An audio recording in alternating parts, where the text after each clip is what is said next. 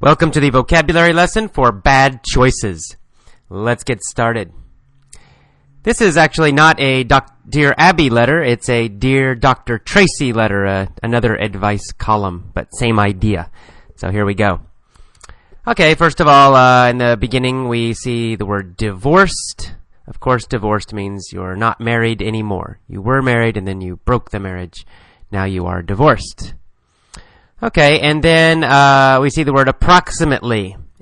Approximately means about, almost, kind of. So she says, I've been divorced for approximately 3 years. Means about 3 years. Not exactly 3 years, but, close to 3 years. Okay, and then she said when she met her new boyfriend, she said they hit it off very quickly. When you talk about people hitting it off, or to hit it off, it means you like each other very quickly. So you go to a party, you meet someone new, and you say, wow, we hit it off. It means you started talking and immediately, or very quickly, you liked each other. So that's to hit it off. Sometimes it's used with dating, sometimes just friendship is fine also. Okay, then a little bit later in the paragraph, she says she found out that her boyfriend was fooling around with someone else. Now in this case, in a situation, fooling around in a dating situation means basically having sex with somebody. And it has an idea of very casual. It's not a deep, serious relationship. So if you say, someone asks you, are you dating? Are you dating that person? And you say, no, we're just fooling around. It just means you're just having fun, maybe having sex, but that's all. It's not a super serious relationship. So her boyfriend was fooling around with someone else. She found out that he was having sex with somebody else. And of course she's not happy. Alright, and then she said, I figured that since we didn't have a committed relationship, that it was no problem. I figured means I thought. Sometimes we'll say, I figure this is a good thing to do. It means I think it's a good thing to do. So to figure means to think. It has other meanings maybe too, but in this case, and usually, it's kind of a casual way to say think or believe. Okay, and then she said she figured she had no place to say anything, because they did not have a committed relationship. A committed relationship is a serious relationship where you say, I'm only with you, you're only with me. That's a committed relationship. So if you're married, that's a committed relationship. If you have a very serious boyfriend or girlfriend, that's a committed relationship. It's not just fooling around. It's a committed relationship, serious. So she said, we didn't have a committed relationship, so I had no place to say anything. To have no place to do something, it means you have no good reason.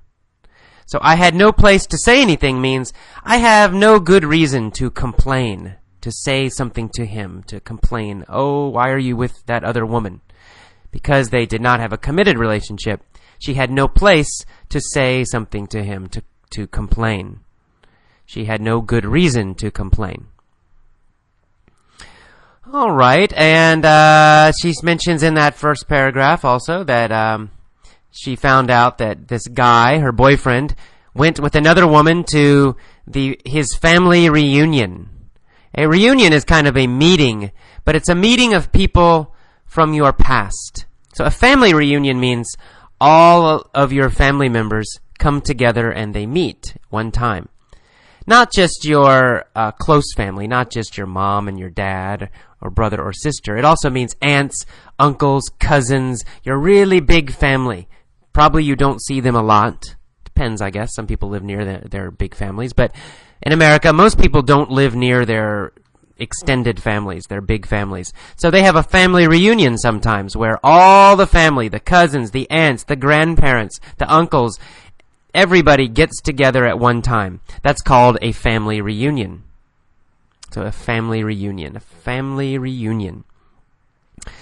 All right, so then let's move on to the next paragraph for the vocabulary. She says, I guess my issue is the fact that now I'm still in this relationship. She's still with him. She says, my issue. I guess my issue. My issue means my problem. Issue sometimes means topic, but also sometimes it means a problem. Especially in relationships or psychologically, mentally. If we say I have issues or I have an issue, then usually that means I have a problem or I have problems. So she says, I guess my issue is the fact that I have a child with him now, and all this stuff is still happening. So she says, I guess my problem. This is her problem, her issue, her problem. Okay, so she's still dating him, but she says, I brought a child into this nonsense. So she's dating her boyfriend. Her boyfriend has another woman, and now they have a child together. Oh, it's complicated. Anyway, she says, I brought a child into this nonsense. So brought a child into means just she gave birth. She had a baby, and now the baby is in this situation also. The child is in this situation. And nonsense means something that's foolish, stupid, crazy. So in this case, this nonsense means this crazy, stupid situation. So now there's a child involved in this crazy situation, in this nonsense. Okay, and then she says that the boyfriend always makes an excuse. He's always making excuses. An excuse is a reason for doing something that's wrong. Right? So if you're late to class, and I say, why are you late? And you say, the bus was late. That's your excuse, right? It's the reason you did something wrong. Being late to class is wrong. It's not a big wrong, but it's a small thing. But it's a mistake or it's something wrong. And your reason for doing something wrong is called an excuse. So you say, the bus was late. That's your excuse. That's your reason for doing something that's bad or wrong or criticized. All right, and a little later on in that second paragraph, she says, I have dealt with him taking women to hotels, and my gut tells me it was her. Okay, I have dealt with. To deal with something, to deal with a situation, to deal with a person. It means you keep trying to solve problems in that situation. You don't quit, but you also don't solve the problem. So it really has this idea of continuing to survive or continuing to try, usually some difficult situation. So she says, and the past tense is dealt. Present tense is deal. So to deal with somebody means they're difficult, but you'll deal with them. You'll keep trying to talk to them or communicate with them. If you deal with a difficult situation, it means you survive this situation. You keep trying in this situation. You probably don't solve the problem completely, but you also don't quit. You deal with it. Past tense is dealt with. So she says, I have dealt with this difficult problem. And it's actually present perfect, but anyway. I have dealt with him taking women to hotels. So her boyfriend takes other girls to hotels, and she's dealing with this, or she has dealt with this. So it means it keeps happening, and she keeps trying to survive the situation, but she can't.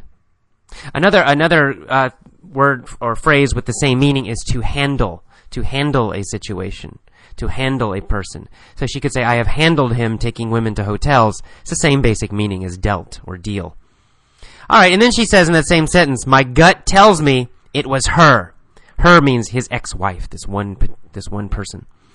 My gut tells me means you have a feeling, a deep feeling about some information or something. So my gut tells me it was her. It means she has a feeling, a deep feeling that it was this other woman. But she really doesn't know. A gut feeling, or to have your gut tell you, it means it's not your brain. It's not your logical, normal brain, not your normal mind. It's not that you have good information or you see something happen or you thinking clearly. It's more of an emotion, a deep instinct, a deep intuition, a deep feeling that something is happening or something is wrong. So my gut tells me it was her. She feels it was this other woman. Right? She's not sure. She didn't see the other woman, but she feels it. She feels it deep down. And gut means stomach. Right? Gut means stomach. So it means my stomach tells me. My gut tells me.